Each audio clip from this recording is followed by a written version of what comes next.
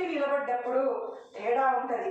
మనిషి తన ఇష్టం వచ్చిన రీతిలో, తన ఇష్టం వచ్చిన క్రమాల్లో, తన అనుభవాల్లో వెళ్తే అది వేరు. అట్లా కూడా వెళ్ళిన వాళ్ళు ఉన్నారు, చేసిన వాళ్ళు ఉన్నారు, పోయిన వాళ్ళు ఉన్నారు. వాక్యంలో ఇది అని చెప్పినప్పుడు, వాక్యం చెప్పినప్పుడు అందరికి నచ్చదు. నేను చెప్తున్నా కదా, నువ్వు వాక్యము జరిగించు అని చెప్పు, అలా కోపం వస్తుంది. చెయ్యొద్దు కదా, నువ్వు లేకపోతే ఏంటి, నీ చర్చ లేకపోతే ఏంటి, మేము ఇంకో దగ్గరికి వెళ్తాం, మా విగ్రహాలను చేయకూడదు, 5 రోజులు మంత్రక్రియల దగ్గరికి వెళ్ళకూడదు, మేము వెళ్తాం. రెండు చేస్తారు. మళ్ళా దేవుడు మాకు ఏం చేసినాడు అని అంటే ఈ రెండు ఉంటాయి. అట్లా కాదు, ఇట్లా ఇట్లా అని చెప్పినప్పుడు వినడానికి ఇష్టపడరు. ఒక దినం ఎవరు లెక్క వాళ్ళు చెప్పుకుంటారు, చెప్తున్నా నేను. కానీ దేవుడు చెప్పినాడు కదా అని చెప్పి దేవుడికి మర్యాదిస్తే ఆ బ్రతుకులు వేరేగా ఉంటాయి. ఒక దినము దేవుని సన్నిధిలోనికి వెళ్ళినప్పుడు చాలా చాలా చాలా మనమే ఆశ్చర్యపోతాం. మీరైతే ఎంత ఏడుచుకుంటారేమో నన్ను చూసి. అబ్బో ఇట్లా అని తెలిస్తే గీతకి మేము ఎంత హెల్ప్ చేద్దామో, అమ్మో ఇట్లా అని తెలిస్తే ఏం చేద్దామో అని మీరు అనుకుంటారని నాకు అనిపిస్తూ ఉంటుంది. నిజంగా చెప్తున్నాను. డబ్బు గురించి అంతే. చాలామంది వాళ్ళకి వాళ్ళు ఖర్చు పెట్టుకోవడానికి లక్షలు ఖర్చు పెట్టుకుంటారు. పక్క వాళ్ళకి ఇవ్వాలంటే రావు. ఈరోజు నేను స్టేటస్లో పెట్టిన బీద విధవరాలు 2 కాసులు కానికేస్తే ఏసఐ చూస్తున్నాడు, ఏమంటున్నాడు, ఈమె అందరికంటే ఎక్కువ వేసింది. సమృద్ధిలో నుంచి తీసి ఒక మనిషికి పెట్టాలి అంటే సాతాను వాళ్ళని ఒప్పుకోదు, వాళ్ళ బిగించి పట్టేస్తుంది. ఎందుకు? వీళ్ళ ఆశీర్వాదాలు పొందుకోకూడదు కదా. వాళ్ళకు కూడా ఆ మనసు వారికి కలగదు. ఒకటి నేను ఒకటి చెప్తాను చూడండి. ఈ 24వ సంవత్సరంలో ఏం చేద్దాం? ఈ 24 సంవత్సరాలు మనం వచ్చాం, ఏం నేర్చుకున్నాం చూద్దాం. మత్తయి సువార్త 14వ అధ్యాయంలోనికి వెళ్దాం. ఈ చోట పేతురు మనకి కనిపిస్తాడు. ఈ పేతురు ఏం చేస్తాడు తెలుసా? దేవుడంట బాప్తిజం ఇచ్చే యోహాను తలని నరికి పల్లెంలో పెట్టి హేరోదు రాజు తన భార్య అయిన హేరోదియాకి ఇస్తాడు. ఈ విషయము ప్రభువైన యేసుక్రీస్తు విన్నప్పుడు ఆయన వెంటనే అరణ్య ప్రాంతానికి వెళ్ళిపోయాడు. ఎందుకు? అది ఆయనకు ఒక సూచన. ఏమని సూచన? బాప్తిజం ఇచ్చే యోహాను చనిపోయినాడంటే నెక్స్ట్ చనిపోవాల్సింది ఎవరు? ఈయననే. ఇంకొకటి ఏంటి? సువార్త అనేది ఇక ఉధృతపరచాలనే విషయము ఆయనకి అర్థమైంది. అందుకు ఆయన వెళ్ళిపోతాడు. వెళ్ళిపోయి రాత్రి వేళ జాములో శిష్యుల దగ్గరికి వచ్చినాడంట. శిష్యులు మామూలుగా రాత్రి వేళ టైంలో ఏం చేసేవాళ్ళంటే వాళ్ళు చేపలు పట్టేవాళ్ళు. రాత్రి కూడా కాదు చూడండి, దాదాపు రాత్రి 4వ జాము అంటే దాదాపు 2 నుంచి 4 గంటల ప్రాంతం అనుకోండి. ఆ జాములంట ఆయన మరి వచ్చినప్పుడు వాళ్ళు మొట్టమొదటి ఆయన చూసి భూతం అని అరిసినారంట. చూడండి, వాళ్ళు ఉండేదంతా దేవుడితోనే ఉంటారు, కానీ మళ్ళా భూతాన్ని చూసి భయపడుతున్నారు. చూడండి, అప్పుడు దేవుడు ఏమంటాడు, మీరు భయపడొద్దు, నేను భూతం కాదు అంటాడు. అప్పుడు అంటాడు పేతురు ఏమంటాడు, అయ్యా ప్రభు నువ్వు నిజంగా యేసుక్రీస్తు అయితే నేను కూడా నీళ్ళలో నడుస్తాను. మనం కూడా చాలాసార్లు ఇట్లే అడుగుతాం, ప్రభు నువ్వు నాతో ఉన్నా నేను కూడా నడుస్తాను నీళ్ళ దగ్గర. మనకు ఇష్టం అనిపిస్తుంది, గొప్ప అనిపిస్తుంది, సంతోషం అనిపిస్తుంది. ఇప్పుడు దేవుడు ఏమన్నాడు, సరేరా. అయితే రానప్పుడంట పేతురు బయలుదేరాడంట నీళ్ళ మీద ప్రయాణం. క్రైస్తవ జీవితం కూడా నీళ్ళ మీద ప్రయాణమే సుమా. క్రైస్తవ జీవితం కూడా నీళ్ళ మీద ప్రయాణమే. ఆ నీళ్ళ మీద నడిచినప్పుడు ఏమైందంట, చుట్టుపక్కల అలలకేసి, గాలికేసి, చీకటికేసి ఆయన చూసినాడు అని రాయబడి ఉంటుంది. హి లుక్డ్ అరౌండ్ హిమ్ అని ఉంటుంది ఇంగ్లీష్లో. అయితే తెలుగులో అయితే ఏముంటుందమ్మా, చదవండి. 14వ అధ్యాయంలో పేతురు నీళ్ళ ముంగేటప్పుడు 2nd వర్సెస్లో, మిడిల్ వర్సెస్లో ఉంటుంది. నీళ్ళ మీద నడిచి నీ ఎదుకు వచ్చేటప్పుడు నాకు సెలవిమ్మని ఆయనతో నేను ఆయన రమ్మనగానే పేతురు దోణి దిగి యేసుకు వెళ్ళటకు నీళ్ళ మీద నడిచాను, కానీ గాలిని చూచి భయపడి మునిగిపోతాను. గాలిని, అది ఇంకొకటి కూడా తెలుగులో ఇంకొకటి ఉంటుంది, మరి ఇక్కడ లేదు. అది నా దగ్గర ఉన్న వర్షన్ అయితే వేరే ఉంది. మరి గాలిని చూసి అంట ఆయన భయపడ్డాడంట. గాలిని చూసి ఎప్పుడైతే దృష్టి అనేది దేవుని మీద నుంచి మళ్ళించి, గాలి ఎక్కడ లేదు చెప్పండి, గాలి అంతా ఎక్కడ ఉంటుంది? గాలి అంతా కూడా చుట్టుపక్కల ఉంటుంది. గాలిని చూసి భయపడ్డాడంట. వెంటనే ఏమైనాడంటే చెప్పండి, ఆయన మునగడం మొదలు పెట్టాడంట. ఎప్పుడైతే ఆయన మునిగినాడో దేవుడు అతను చేయి పట్టి పైకి దేవుడు వదిలిపెట్టినాడా? వదిలిపెట్టలే.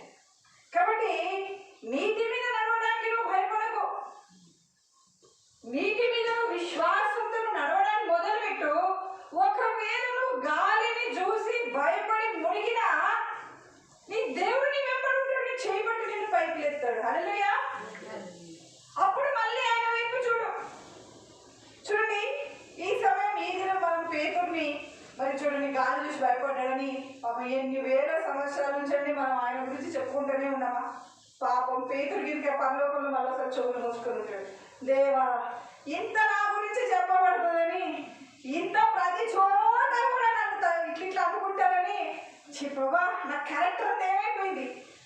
అయ్యో ప్రభా, ఈరోజు ఆఖరికి అనంతపురం వాళ్ళలో చక్కగా కూడా నా గురించి ప్రస్తావన జరిగింది. ఇట్లా తెలిసిందేనా? ఇట్లా తెలిసింది ఏం చేస్తున్నాను? దేవుని వైపే చూసి నేను బోట్లో ఎక్కేవాడు. నిజంగా చూడండి, పేతురు గాలి వైపు చూడకుండా దేవుని వైపే చూస్తూ ఆ ప్రయాణం సాగించి ఆ పడవ ఎక్కి ఉంటే ఈ రోజు మనందరం ఏమనుకునేవాళ్ళం? పేతురులాగా మనం ఉండాలి అనుకునేవాళ్ళం. అవునా కదా? ఇప్పుడు ఏమనుకుంటున్నాం? పేతురు చేసినట్టు చేయొద్దు అనుకుంటున్నాం. చూడండి, క్రైస్తవ జీవితం ఇంతే. నీవు ఆయన మీద దృష్టి ఉంచి నువ్వు నడిచినావా, నీ బ్రతుకు ఒక సాక్ష్యం. నీవు ఆయన మీద నుంచి దృష్టి మళ్లించిన పడ్డావా, అయినా నీ బ్రతుకు ఒక సాక్ష్యమే సుమా. అయితే ఏది చేయకూడదు అనే దాన్ని బట్టి సాక్ష్యం. మీరు ఆలోచన చేయండి. రేపొద్దున మీరు పరలోకానికి వెళ్ళిన తర్వాత మీరు ఎటువంటి సాక్ష్యం కలిగి ఉండాలనుకుంటున్నారు? ఒక్కసారి కూడా గాలికేసి చూడలేదంట. నేను అలాంటి వాళ్ళు ఉంటారు, 10 సార్లు పడిపోతా అంటారు. అసలు గీత 10 సార్లు పడిపోతూ పడవ ఎక్కిన గీత చూడు ఎన్నిసార్లు పడిపోయిందంటే ఎట్లుంటుంది చూడు. మనం ఆ సమయంలో విశ్వాసులందరూ ఎదురు మనం ఏం చేస్తుంటాం తెలుసా? ఏం చేస్తారు ఇప్పుడు? ఇవన్నీ బయటకు వస్తాయి. ఎన్నిసార్లు ఏడ్చింది, ఎన్నిసార్లు నవ్వింది, ఎన్నిసార్లు విశ్వసించింది, ఎన్నిసార్లు వదిలేసింది, ఎన్నిసార్లు ప్రార్థనలో ఉంది, వస్తాయా లేదా? విశ్వాసుల గుంపులో చాలా దేవుడు వరాలు ఇస్తాడంట. విశ్వాసులకు తీర్పు ఉంటుందంట. మనము అవిశ్వాసులతో ఉండే తీర్పుల నుంచి మనం దాటి వచ్చేసాం. విశ్వాసుల తీర్పులోకి మనం వెళ్తూ ఉన్నాం. ఈ విశ్వాసుల తీర్పులోకి మనం వెళ్ళేటప్పుడు ఇవన్నీ కూడా దేవుడు ఏం చేస్తాడు చెప్పండి? లెక్క పెడతాడు, లెక్కకు వస్తాయి. చూడండి, అప్పుడు చూడాలా నెక్స్ట్ వచ్చిందా నా పేరు రాకుండా అనేది ఒక్కొక్కరు అన్నమాట. ఎన్నిసార్లు పడ్డావు, ఎన్నిసార్లు వేసినావు, ఎన్నిసార్లు మాట ఇచ్చినావు, ఎన్నిసార్లు వెనక్కి వెళ్ళినావు, ఎన్నిసార్లు పడిపోయినావు. మరి 20-24 సంవత్సరము 23 సంవత్సరాలు చేసినావని మళ్ళా చేసుకుంటూ వస్తావా? కొత్తగా ఏమైనా చేస్తావా? లేకుంటే కొత్తగా ఏమైనా చేయమనంటే కొత్తగానే చేస్తా, కానీ పాతలో చూసిన దాంట్లో ఇంకా భయంకరంగా చేస్తా. ఇప్పుడు కొత్తగా ఏం చేస్తామంటే పాత సంవత్సరంలో 10 అబద్ధాలు అన్నా, కొత్తగా 20 అబద్ధాలు. అది కూడా కొత్తే. అవునా? పాత జీవితంలో 20 రోజులు ఒక్క మనుషులు కూడా చంపలేదు, 24 మనుషులు ఒక మనిషిని వేసేస్తా. అది అప్గ్రేడే, అది ముందుకెళ్ళినట్టే, కొత్తదే కదా. కాదంట, దేవునికి ఇష్టమైన తీర్మానాలలో దేవుణ్ణి మెప్పించేందుకు నీ ఆరోగ్యాన్ని బట్టి, నీకున్న శక్తిని బట్టి, యవన కాలంలో నీ బలము బట్టి, ఇంకా వృద్ధాప్యంలో ఉన్న నీకు ఇచ్చిన శక్తిని బట్టి దేవుని కొరకు ఏం చేయాలనుకుంటున్నావు? ఎవరట్లారా, నేను మొన్న వచ్చినప్పుడు అదే చెప్పిన. ఒక బ్రదర్ ఉండేవాడు మన చర్చిలో. ఎవరైనా సరే 28 సంవత్సరాలు వచ్చి కూడా మాకు సేవ చేయాలంటే ఆయన బయటికి మీరు అవసరం లేదు బయటికి పోండి అంటాడు. ఎందుకు?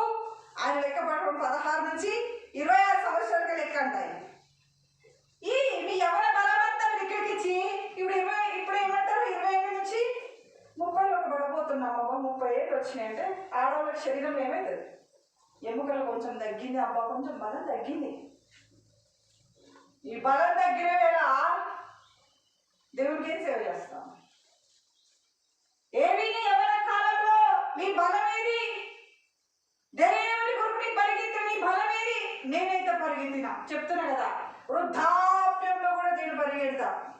నా ఆఖరి ఊపిరి ఉన్నంత వరకు దేవుని కొరకు నిలబడతా, దేవుని బట్టి నేను నిలబడతా, దేవుని మెప్పిస్తా. దేవుడు నన్ను చూసినప్పుడు ఏమన్నా, నేను చచ్చిపోయిన దినము పాతాళం అంతా పండుగ చేసుకోవాలి.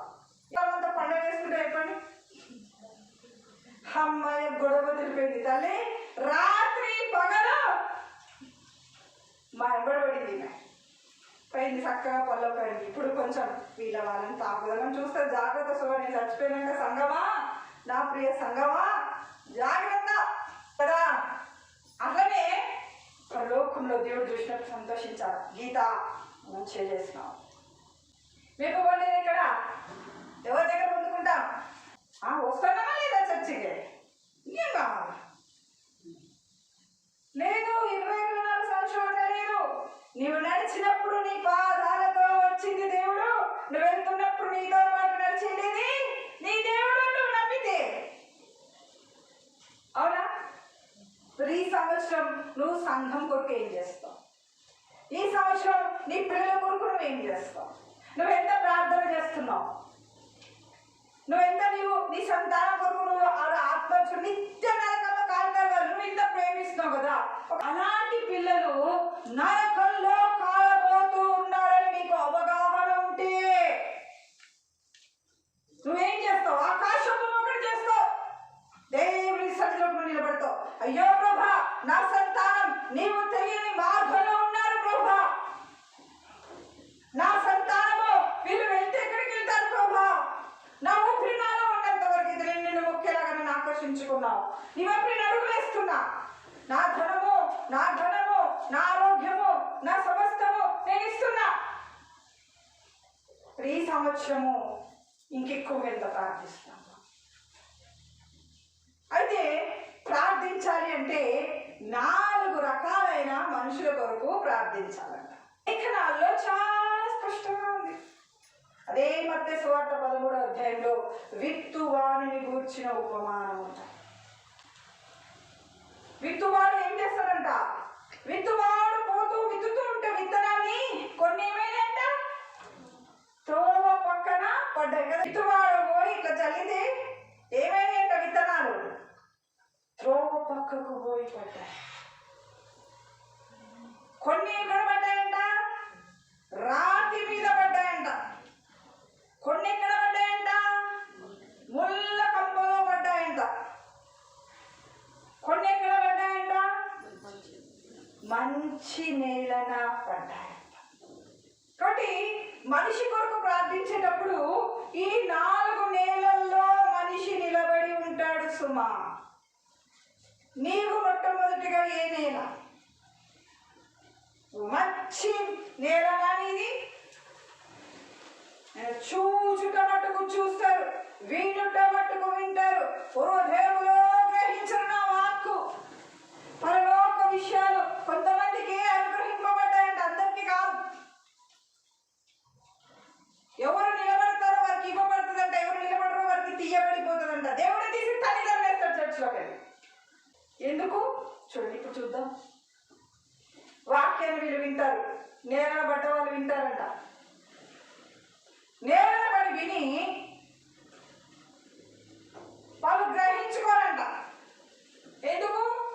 ఇక అవతల పక్క అవుతారు. ఎందుకు? వాళ్ళు బయట వాళ్ళు ఒక పొలంలో లేరు, ఒక స్థలంలో లేరు, ఒక మనిషి దగ్గర లేరు, ఒక పరిస్థితి లేదు. 10 చెట్లు ఉంటే 10 చెట్లు తో పక్కన అంటే ఏమైనా ఉంటాయి కదా. తో పక్కన నానా రకాలు ఉంటాయి. వీళ్ళ మనసంతా తో పక్కన పడ్డట్టు ఉంటుంది వీళ్ళకి. ఎప్పుడైతే అంట ఆ విత్తనాలు పడగానంటే శత్రువు వచ్చి ఎత్తుకుపోతాడంట. అదొకవేళ ఏమైనా పడుతుందేమో, గబుక్కున విత్తనాన్ని అవి తీసి పడే ఎత్తుకెళ్ళిపోతాడంట. రెండవ నేల ఇది రాతి నేల. వీళ్ళు కొంత మట్టుకు దేవుళ్ళలోకి నిలబడతారట, కొంత మట్టుకు. ఎందుకంటే బండ కదా, ఆ బండ మీద విత్తనాలు కొంచెం నిలుస్తాయి. కానీ ఆ విత్తనాలని ఆ రాళ్ళు లోపలికి తీసుకుపోయే ఆ హృదయ కఠినత్వాన్ని వాళ్ళు పగలగొట్టుకోవడానికి ఇష్టపడరంట. తెలుసు అది మంచి విత్తనం అని తెలుసు, అది పడితే ఫలిస్తుందని తెలుసు, కానీ వాళ్ళ హృదయాన్ని కఠినపరుచుకుంటారు, కఠినం చేసుకుంటారు. మామూలు కాదు, ఈ విత్తనాలు ఎక్కడ పెంచేది, ఈ విత్తనాలు మా కొరకు కాదు, మేము బండ. అది కూడా గొప్ప ఎత్తు, మేము ఒక బండ, మా బండలు గారు వాళ్ళంటే మంచోళ్ళబ్బా. నేను ఒక బండ, గ్రేట్. నేను చెప్పిన నేను ఒక బండ. ఎవరైనా అన్నాం అనుకో, అమ్మా మంచి అయితే నేను ఒక బండ. అయ్యో బండల్లాగా ఒక దినమే ఏమైపోతారు, అండ లేకుండా అయిపోతారు. బండ హృదయాలేవి. ఎంత మంచి వాక్యమైనా విత్తు, ఆ హృదయాన్ని కఠినపరుచుకుంటుంటారు. మోషేలాగా. మోషే ఎన్ని అద్భుతాలు చూస్తాడబ్బా, అవునా? కళ్ళెదురుగా నీరు రక్తం అయిపోయింది, కళ్ళెదురుగా పాములు ఇంకో పాములు మింగినాయి, కళ్ళెదురుగా కప్పలు వచ్చినాయి. ఆ వస్తున్న కొలది, దేవుడు కార్యాలు చేస్తున్న కొలది, దేవుడు వారిని ఆశీర్వదిస్తూ ఉన్న కొలది, దేవుడు వారిని దర్శిస్తున్న కొలది, వీళ్ళు ఇంకా కొంచెం మెట్టు, ఇంకా కొంచెం మెట్టు. బండ మీద బండ, బండ మీద బండ, గుండె బండ. అది నీవు బండవా? నువ్వేంటి? 23 సంవత్సరాల మీద పడిన విత్తనాల మాట ఏంటి? నీతో దేవుడు మాట్లాడిన విషయాలేంటి? దేవుడు నీతో అందించిన మేలైన శ్రేష్టమైన నీతి వాక్కులేవి? ఏవి? దేవుడు నీ అండ చేసిన వాగ్దానాలు ఏవి? బండ, గుండె బండ. వీళ్ళకి ఏం ఉండదు, నిజంగా చెప్పాలి, వీళ్ళకి ఏ కష్టం కూడా ఉండదు. వీళ్ళు అనుకుంటారు, ఇప్పుడు యవనస్తులు ఉన్నారు, వీళ్ళు చెప్తారు, ఓ మేము చాలా, మాకు ఇట్లా అనిపించింది. ఎందుకు అనిపించా? ఏం పని ఉంది? ఒక కుటుంబం ఏమో మోసేది ఉందా? ఏమైంది? నువ్వు మంచిగా చదువుకొని మర్యాదగా ఉండి ఏదైనా సాధించుకొని కుటుంబం వైపు చూసి నువ్వు కుటుంబం అబ్బే మేము బండలే, దినం బండ. మా బాధ, మీ బాధ బండ, మీ కోపం ఒక బండ, మీరు ఒక బండ. ఎందుకు? దేవుని వాక్య విషయాలు గ్రహించుకునేందుకు మీ హృదయం కఠినం, రాతి గుండె పగలగొట్టడానికి ఇష్టపడరు. ఎందుకు? మా గుండె ఎన్ని రోజులు కల్పించుకుంటాను, మా పర్వతం. నువ్వు చెప్పు, నువ్వు మంచి వాక్యం చెప్పు, మంచి ప్రార్థన చేయి అని చెప్పు. అట్లా కాదు, ఇట్లా అట్లనా, నేను ఇంతే, మేము బండ. ముందు వాళ్ళకి అట్లే చెప్పలేము. ఈ బండల్ని కొంచెం సేపు బ్రతిలు ఆడుకోవచ్చు, కానీ ఎంత బ్రతిలు ఆడుకుంటావో అంత బండలు ఇవి. సరే, 3వ కేటగిరీ వస్తుంది ముళ్ళ కంప. వీళ్ళు ఎట్లాంటోళ్ళంటే వాక్యమైన వీళ్ళు వెళ్ళిపో ఎంత మంచి వాక్యం చెప్పినారక్క మీరు. అబ్బా, నా గుండె లోతుల్లో గుణపమేసి దిగి వెళ్ళిపోయింది. వెంటనే ఫలించడం మొదలు పెడతారు. వెంటనే ఇందాక బండ గురించి చెప్పుకున్నప్పుడంట వాక్యం గురించిన శ్రమలు అని రాయబడి, ఇక్కడ కూడా అంట ఐహిక విచారాలు అంట. చూడండి, సాతాను ఎక్కడ ఒక మనిషిని చెడగొడుతుంది చెప్పండి. ఏమైంది? దేవుణ్ణి నమ్ముకున్న ఉద్యోగం ఏది? దేవుని నమ్ముకున్న ఏది? నీ పెళ్ళి. దేవుని నమ్ముకున్న ఏది? నీ మేలు. ఐహిక విచారాలంట. దేవుడు స్వస్థత. దేవుని నమ్ముకున్న ఏది? నీ రోగం. అట్లే ఉంది నీ రోగం, అట్లే ఉంది. నీకేమైనా ఇచ్చినాడు దేవుడు కదా. కొన్ని రోజులు అబ్బా వీళ్ళు నిలబడి చెప్పే సాక్ష్యాలు ఎందుకు? ఐహిక విచారాలు వచ్చాయి, ధన వ్యామోహం వచ్చింది, దేవుని గురించిన శ్రమలు వచ్చినాయి, ఇవి నిలవలేదు. ఆ విత్తనాలు కూడా ఏమైపోతాయి? ఇప్పుడు ముళ్ళ కంపలో ఉన్న విత్తనాలు ఏమైపోతాయి? ముళ్ళ ద్వారా విచ్చివేయబడిపోతాయి. దేవుని మేలు కేసి, దేవుని కొరకు ఫలించే విషయం, దేవుని కొరకు నిలబడే విషయము ఉండదు. వచ్చినప్పుడు చెప్తారు. చాలా మంది యవ్వనస్తులు నాకు వస్తారు. ఒక అబ్బాయి ఉన్నాడు, పేరు చెప్పను కానీ నాకు మెసేజ్ పెడతారు ఎప్పుడు, సేవ చేయాలని ఉంది. ఏమి నన్ను అనిపించండి, వాక్యం ఎంత తెలుసయ్యా? ఆ వాక్యం సరిగా రాదు. సరే నేను ఒక గ్రూప్ పెడతా జాయిన్గా. సంతోషంగా జాయిన్ అయిపోయినా. కానీ ఆ వాక్యం చదివినా బేలే, దాంతో ఏమైనారు, దాక్కుండిపోయినా. ఇక వాక్యం డైలీ ఎక్కడ చదవాలి? డైలీ ఆ వాక్యం చదవలేక దాంట్లోకి వెళ్ళి పక్కకి వెళ్ళిపోయినాక ఇప్పుడు అందరు వాక్యం అంటే నాకు వీళ్ళు ఉన్నప్పుడు చదవగలను. ఇక నీ ఓన్ టర్మ్స్, నీ ఓన్ కండిషన్స్, నువ్వు సేవ ఎట్లా చేస్తావు? నువ్వు చెప్పు. సేవ చేయాలంటే ఎట్లుండాలి? నీ మనసు ఎట్లుండాలి? సేవ అంటే ఏంటి? నువ్వు దాసుడివి అనే యజమానుడు అంటే ఎందుకు ఆ ఉద్యోగం చేస్తాడు. ఉద్యోగం చేసినప్పుడు మన అధికారం ఏం చెప్తుంది? అవునా కదా? మనం తిరిగి చెప్పడానికి ఉంటుందా? మనం చెప్పడానికి ఉంటుందా? మరి నీ దేవుడు నీకు యజమానుడైతే నువ్వు ఆయనకు లోబడి ఉన్నావా? ఆయన వాక్యంలో ఒకటి చెప్పినాడు, ఇట్లా ఉండు అన్నాడు. నేను అట్లా ఉండను, నేను వేరే ఉంటా. ఆయన దేవుడు ఏమని అంటాడా? నేనేం చెప్పాలి? మధ్యలో నేనేం చెప్తూ నన్ను కూడా అట్లా అడుగుతారు. మా వాక్యంలో ఇట్లా ఉంది, వాక్యంలో ఇట్లా ఉంది, కానీ నేను అట్లా కాదు, నేను ఇట్లా చేస్తున్నా, నాకు అట్లా వాక్యం ఉండదు, నాకు నచ్చలేదు అని నాతో ఎవరైనా అన్నారు అనుకో, నేను వాళ్ళకి ఏం చెప్తా? చాలా మంది అతి తెలివితో నా దగ్గర ప్రవర్తిస్తుంటారు. వాక్యంలో ఉన్నది నేను చెప్తే దాన్ని జరిగించకుండా వాక్యాన్ని వక్రీకరణ చేసుకుని వాళ్ళకి ఇష్టమైన మలుచుకొని మళ్ళీ నేను నాకే ఫోన్ చేసి మరి ఇప్పుడు మీరు చెప్పినారు కదా నేను చేస్తా. సరే నేను నీకు వాక్యంలో చెయ్యొద్దని చెప్పిన నీ హృదయ కఠినత్వాన్ని బట్టి మోషే పరిత్యాగ పత్రిక రాసిచ్చినాడంట ఇశ్రాయేలు ప్రజలు. అవునా? లేఖనాల్లో ఉందన్నమాట. ఒక స్త్రీ వివాహం చేసుకుంటే ఎక్కడ పోతుంది? ఇదని దేవుడు సతాయిస్తూ ఉంటే దేవుడు అంటాడు. మోషే పరిత్యాగ పత్రిక రాయించినాడు, కానీ దేవుడు చెత్తపరిశ్రమాన్ని మనిషి వేరు చేయకూడదు, దేవుడు వేరు చేయకూడదు అంటాడు. మరి పరిత్యాగ పత్రిక రాసుకోవాలి కదా అంటే మీ హృదయ కఠినత్వాన్ని బట్టి సర్వే అని చెప్పాడు. ఒక పరిత్యాగ పత్రిక రాసి ఇచ్చినాడు. సేవకులు మేము కూడా అంత ఒక్కొక్కసారి పరిత్యాగ పత్రికలు ఇస్తూ ఉంటాం. కానీ దేవుని సన్నిధిలో నీ ఆర్గ్యుమెంట్ చెల్లుతుందా? చెప్పండి చెల్లుతుందా? చెల్లదు. ఇది సత్యం. మరి నీవెట్లున్నావు? నీవు రోడ్డు పక్కన పడ్డావా? రోడ్డు పక్కన ఉన్నట్టున్నావా? ఎంతసేపు మంచి వాక్యం వింటావు, శత్రువు వస్తే దాన్ని ఎత్తుకుపోతావు, నువ్వు మళ్ళీ వాక్యం లేని మళ్ళీ రోడ్డు ఏమైనా మారుతుందా? రోడ్డు ఎక్కడుంది? రోడ్డు అక్కడే ఉంది. వీళ్ళంతే సంవత్సరాలు వింటా ఉంటారు. దేవుడి గురించి అన్నీ తెలుసు. వీళ్ళు బ్రతుకులు ఎట్లుంటాయి? రోడ్డు. ప్రార్థన అంటే అంతకి కొంత గంతు. 23 సంవత్సరాలు మర్చిపోయిన 24వ సంవత్సరం అడుగుపెట్టిన ఆయన రోడ్డు ఇది. ఎందుకు? విత్తబడిన మంచి విత్తనాలు టక శత్రు ఎత్తుకుని వెళ్ళిపోద్ది అంతే. అలాగే అనుకో, మీకు మొన్న ఏం వాక్యం చెప్పినట్టు పక్షులు ఎత్తుకుపోయింది కాదమ్మా, మళ్ళా వస్తే అవి ఇంకో పక్షులు వచ్చి ఎత్తుకుపోయింది. అవి ఎండిపోయింది. రాతి బండలు ఉంటారు.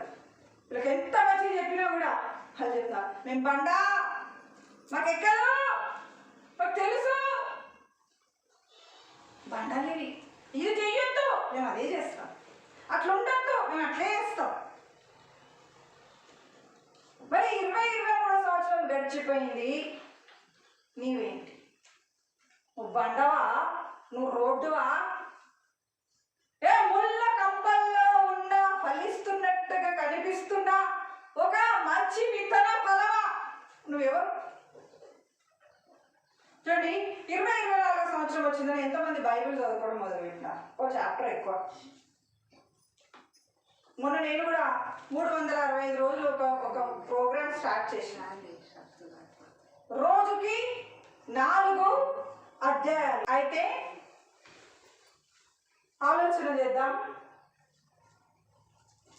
నీవు 365 రోజులు నువ్వు చదవచ్చు అని చెప్పి నేను ఒక గ్రూప్ స్టార్ట్ చేసిన. దాంట్లో రోజుకి 4 అధ్యాయాలు చదవాలి. ఎన్ని అధ్యాయాలు చదవాలి? 4 అధ్యాయాలు చదవడం ఎంత సులభమా? అవునా? ఒక ఆవిడ నాకు ఫోన్ చేసింది. ఫోన్ చేసి 4 అధ్యాయాలు పెట్టినారు, నేను రోజుకు 10 అధ్యాయాలు చదువుతున్నాను. నేను అన్నా, అమ్మ పోయిన సంవత్సరంలో నువ్వు నా గ్రూప్లో ఉన్నావు కదా అంటే, ఉన్నాను సిస్టర్ అనేది.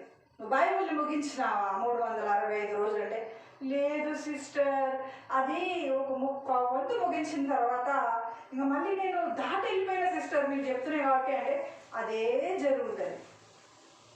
నీవు రోజు 4 అధ్యాయాలు చదువు. మన్నా రోజు కూర్చుకోమన్నాడు దేవుడు. ఇప్పుడు నువ్వే ఉన్నావు అనుకోండి, ఫర్ ఎగ్జాంపుల్ చెప్తా, నీకు ఒకేసారి బిర్యానీ పెట్టిన నీకు నచ్చింది ఎంత తింటావు? 3 రోజులు తినేస్తావా? తినేస్తావా లేదా చెప్పినా? తినగలవా? కావాలంటే కొంచెం మంచిగా ఉన్నది, టేస్టీ ఉన్నది, ఓ 2 ముద్దలు ఏమైతే ఎక్కువ పోతాయి. సరే బాగుందిలే, మామూలుగా అయితే ఇంతే పెట్ట అంతే పెట్టాడు తింటే బాగుంది, ఇంకొంచెం పెట్ట, వాక్యం ఇంకొంచెం పెట్టని కొంచెం చదివి తినొచ్చు. కానీ దేవుడు ఏమన్నాడు? వాక్యం మన్నా అంట, అనుదినం కూర్చుకోవాలంట. అనుదినం కూర్చుకోవాలి. రోజు 4 అధ్యాయాలు చదవాలి. నేనన్నా ఎక్కువ చదివినారా పక్కకి వెళ్ళిపోండి, అది వేరేగా చదువుకోండి. అది చదువుకున్నారని ఇప్పుడు సాతాను ఏం చేస్తుంది? ఈరోజు 4 అధ్యాయాలు కాదు 10 అధ్యాయాలు చదువుకొని నిన్ను ప్రేరేపిస్తుంది. నువ్వు కూడా అంటావు, ఏంటో సిస్టర్ రోజుకు 4 అధ్యాయాలు చిన్నపిల్లలు చెప్పినట్టు చెప్పింది, నేను 10 అధ్యాయాలు చదువు. సరే తెలిసినారు, 10 అధ్యాయాలు ఈరోజు చదివినారు. సాతాను మళ్ళీ నెక్స్ట్ డే వస్తుంది. నువ్వు బైబిల్ తీయడానికి పోతే ఎవరికి పిచ్చి? నువ్వు ఆల్రెడీ ఒక రోజు ముందున్నావు. ఒక రోజున్నర ముందున్నావు అంతేనా? 10 అధ్యాయాలు అంటే 4, 4, 8, నన్ను లెక్కలు సరిగా రావు, 2 కంటే 8కి 2 అంతే. కాబట్టి నువ్వు ఈరోజు పడుకో, బైబిల్ ముట్టకు. ఈ నిన్నటి కోర్సు ఇప్పుడు ఈరోజు ఏం చేసినావు?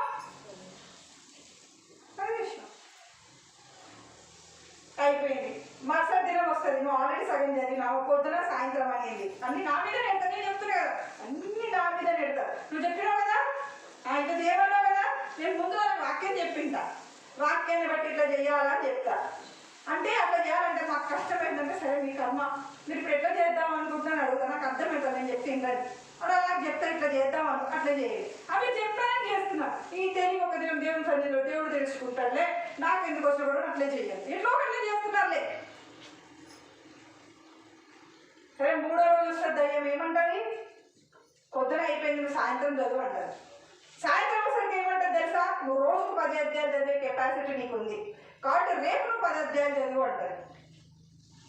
అట్లా అట్లా అట్లా 3 నెలలు అయిపోయేలోగా నీవెక్కడ ఉంటావు?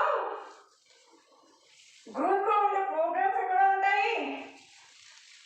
మళ్ళీ తిరిగి వచ్చేసరికి సంవత్సరాల కాలం నువ్వు బైబుల్ నేనన్నా ఈసారి నేను పెట్టిన బైబుల్లో గ్రూప్లో 2 సార్లు చూడండి కొత్త నిబంధన గ్రంథం చదవచ్చు. 2 సార్లు 150 కీర్తనలు మీరు చదవచ్చు. నేను పెట్టిన గ్రూప్లో మీరు వస్తే రోజుకు 4 అధ్యాయాలు మీరు చదివితే 24 సంవత్సరం కనీసం. ఈ వాక్యం ఎందుకు? ఈ వాక్యము ఏ హృదయములో అయితే మంచి నేలను విత్తబడినై వేరు పారి నిలబడుతుందో అదొకటే ఫలిస్తుంది సుమా, అదొకటే ఫలిస్తుంది. మిగతాయి ఫలించు. నువ్వు రోడ్డు పక్కన నిలబడ్డావా? ఫలించు. నువ్వు బండ హృదయమా? ఫలించదు. ఐహిక విచారాలు, భయాలు, ఏమి ఇంకా లోకంలో కనబడే గాలికి సంబంధించిన విషయాలు నీకు భయం కలిగిస్తున్నాయా? మునుగుతావు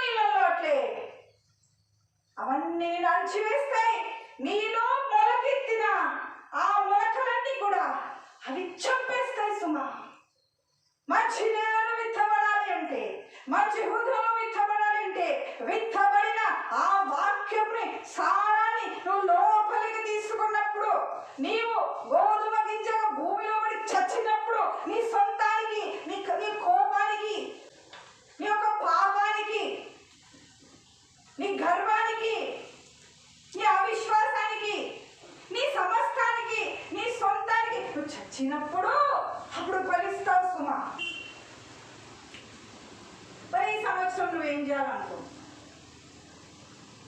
ఈ సంవత్సరం నీవు ఏమి చెయ్యాలి అనుకో? నువ్వు ఏ నెలలో ఉన్నావు? ఎంతటి ఫలం ఉంది? సంఘానికి ఎంతటి ఫలం అందుతుంది? సంఘ నిమిత్తం ఎంతటి ప్రార్థన ఉంది? ఎంత నాకు మర్యాద ఇస్తారు కదా? ఓసారి నాకు మర్యాద ఇవ్వదు.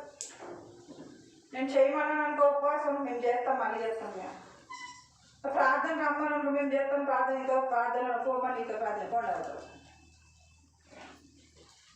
ప్రార్థన చేద్దాం అనుకునే నాకు పని ఉంది అంటారు కొందరు. ప్రార్థన చేద్దాం అనుకుని నిద్ర వచ్చిందంటారు కొందరు. ప్రార్థన చేద్దాం మాకు జబ్బు వచ్చిందంటారు కొందరు. ప్రార్థన ప్రార్థన రోజు రమ్మంట. ఎందుకు?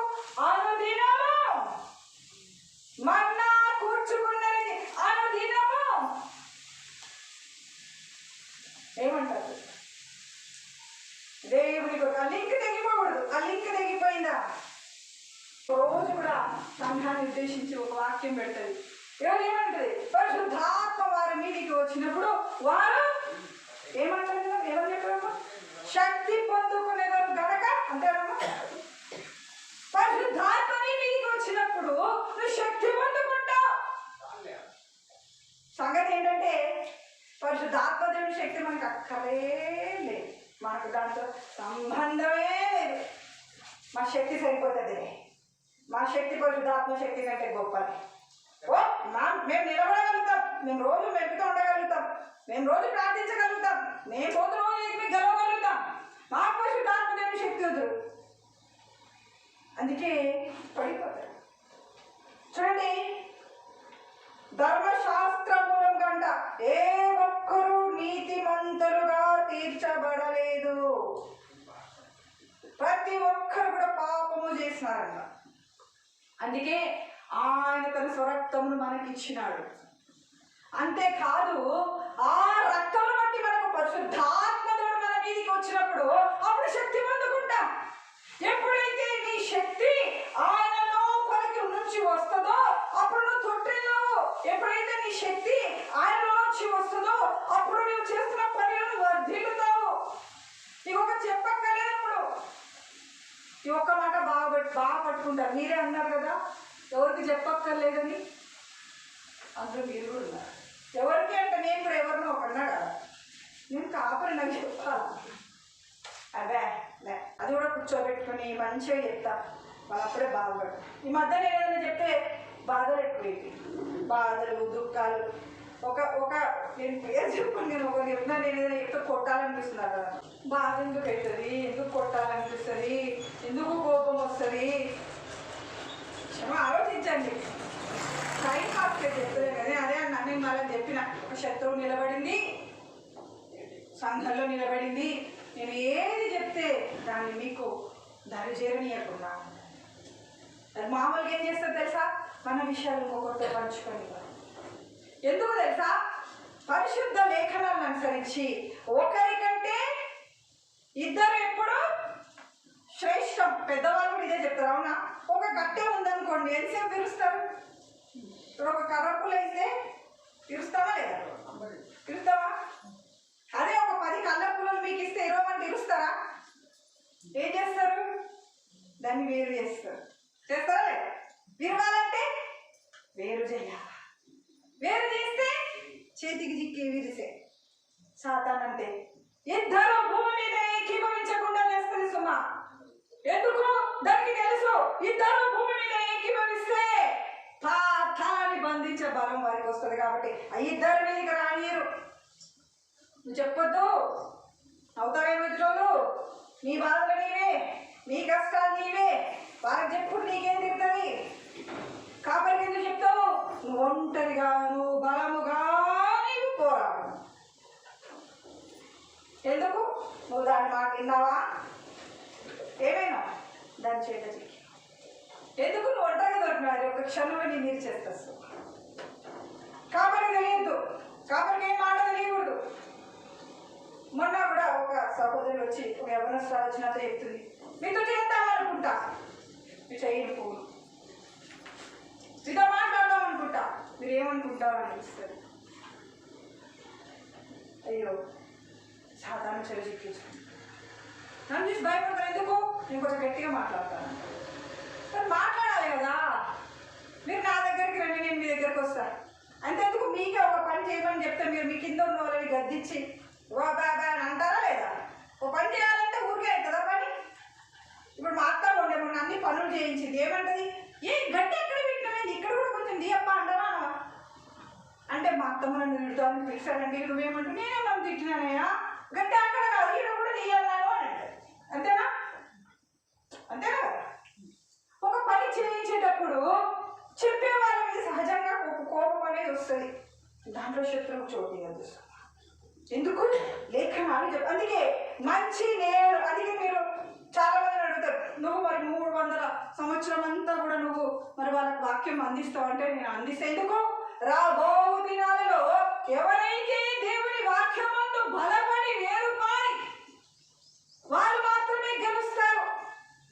దేవుని వాక్యమును ధరించకుండా, దేవుని వాక్యమును జరిగించకుండా ఇంతవరకు ఎవరు గెలవలేదు, ఇక ముందు కూడా ఎవరు గెలవబోరు. హల్లెలూయా.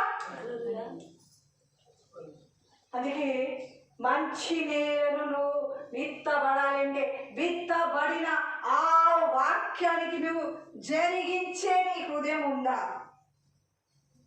ఆలోచన చెయ్యి. నువ్వేంటి? ఆలోచన చేసుకో. నువ్వు ఎట్లున్నావు? 23 సంవత్సరం నువ్వేంటి? దారి పక్కన వేసిందంటా నేను వెళ్ళిపోయిందా? ప్రేర్ చేసుకో. ఓ ప్రేర్ పాయింట్ ఇచ్చిన వెళ్ళిపోయిందా? దారి మాత్రం సమ్ముంది, అట్లనే ఉంది. మళ్ళీ పురాతన మార్గాలకు ఎంతమందికి తెలుసా లేదా? కొత్త పక్కన ఏదో మార్గం వచ్చిందట, మాకు తెలియదు. పాతకైతే ఇట్లా పోతాం. పాత దారి అందరికీ తెలుసు. పాతదారులు సాతానికి తెలుసు, పాతదారు దేవదూతలకు తెలుసు, పాతదారులు పరిశుద్ధులకు తెలుసు. ఎప్పుడు దారి అంటే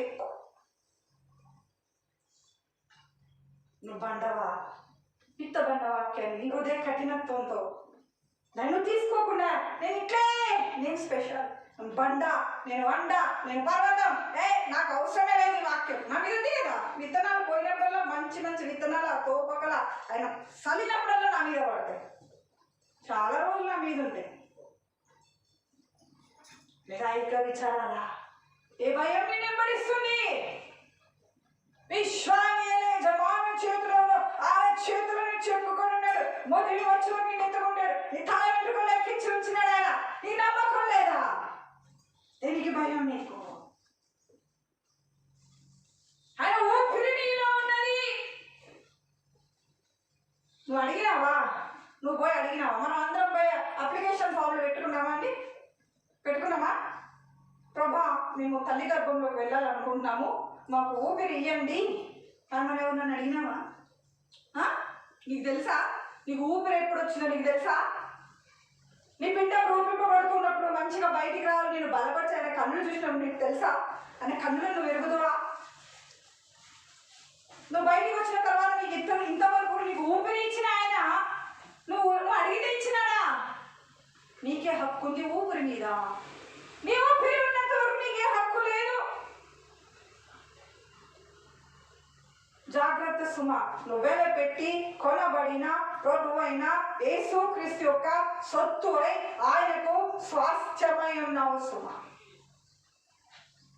నువ్వు ఆయనకు చెందిన దానివి, నువ్వు ఆయనకు చెందిన వాడు. వేరే పనులు ఎట్లా చేస్తావు? నా ఇష్టం ఎట్లా అంటావు? ప్రార్థన చేయమంటే నా ఇష్టం అంటావా? ఉపవాసం ఉండమంటే నా ఇష్టం అంటావా? చర్చకు రమ్మంటే నా ఇష్టం అంటావా? ఆ వాక్యంలో ఉన్నట్టుగా మంచి నేలను విత్తబడినట్టుగా వాక్య తూకములో చూడెందుకు? విత్తనం అంటే ఏమి? వాక్యమే కదా. అవునా? విత్తనం అంటే వాక్యం. మరి ఆ వాక్యం నీలో వేరు పారుతుందా? నీరు కట్టిన తోటవలెను. అవునా? నిత్యము కూర్చుండు నీటి ఊటవలెను. నీటి ఓడలో నాటబడినదై వర్ధిల్లు వృక్షములాగా ఏమవుతావు? నువ్వు ఎప్పుడైతే వేరు పారి నువ్వు వర్ధిల్లుతావో నీటి ఊరను నాటబడినది వర్ధిల్లు వృక్షములాగా నిక్షేపముగా నీ ఉండు వృక్షములాగా నీటి ఓరన నాటబడినట్టుగా అనుదినము ఆ వాక్యం యొక్క ఆ నది ప్రవాహంలో నువ్వు వెళుతూ ఆయన ప్రేమ ప్రవాహంలో నువ్వు పెరుగుతూ ఆయన వైపు చూస్తూ ఆయన కొరుకుతుంది. నీటి ఓరన నాటబడింది. వద్దు వద్దు అంటే పచ్చగా ఉంటుందా ఉంటుందా చెప్పండి? ఉంటుందా? వద్దు వద్దు అంటే ఫలాన్ని ఇస్తుందా లేదా? ఇస్తుందా? అట్లా ఫలం ఇచ్చుకుంటుంటారు. లేదనుకో ఈ బ్రతుకు చెప్పడం కష్టమైంది. బండ రోడ్డు ఐదీకరించాలి. 23వ సంవత్సరం గడిచిపోయింది. 24వ సంవత్సరంలో నువ్వేంటి? సంఘం నిమిత్తం నువ్వు ఎంత వస్తున్నావు ప్రార్థన, సంఘ పరిచయ నిమిత్తం నీ యొక్క నిబంధన. మరి పోయిన శుక్రవారం మా అత్తమ్మ చిన్న తను విధవరాలు, చాలా శ్రమలో ఉంటుందప్ప ఆమె. అందరు హింసించేవాళ్ళే ఆమె. అందరినీ ప్రేమిస్తుంది. ఇట్లా పట్టుకుంటారు ఆమె, ఇట్లా ఇచ్చేస్తాను. అట్లా దేవుని వైపు చూస్తుంది, అట్లా దేవుని వైపు పట్టుకుంటుంది. ఈరోజు ఆమె గృహం తెచ్చింది. ఎన్ని ఆశీర్వాదాలమ్మా! దేవదూత నేను ఇట్లా లోపలికి వెళ్ళిన మొన్న లోపలికి వెళ్ళగానే ఆయన సన్నిధి నిలబడి ఉంటారు అక్కడ. మా అత్తమ్మ తెలియని నాకు తెలిసి ఎందుకు నేను ఎప్పుడైనా ఎక్కడికైనా వెళ్ళక ముందు దేవుని సన్నిధి అక్కడ ఉంటా. దేవుడు నాతో వాగ్దానం ఏమన్నాడు? నేను సేవలోకి వచ్చినప్పుడు నాతో అన్నాడు, నీకంటే ముందుగా నా సన్నిధి ఆ చోట నేను నిలుపుతాను అంటాడు. అందుకే నేను గుంటూరు పోయాను అనుకోండి, గుంటూరు నేను బయలుదేరితే గుంటూరులో వెళ్ళే స్థలంలో నాకంటే ముందు ఆయన ఉంటాడు. నేను అడుగు పెట్టగానే ఆయన సన్నిధి నాకు తాగుతుంది. హల్లెలూయా. నువ్వు ప్రియ అంటుంది, అక్క మీరు వస్తానే అట్మాస్ఫియర్ మారిపోతుంది మాకు. అంత గణపరుస్తాం దేవుడు ఒక మనిషిని దేవుడు నిలబడితే.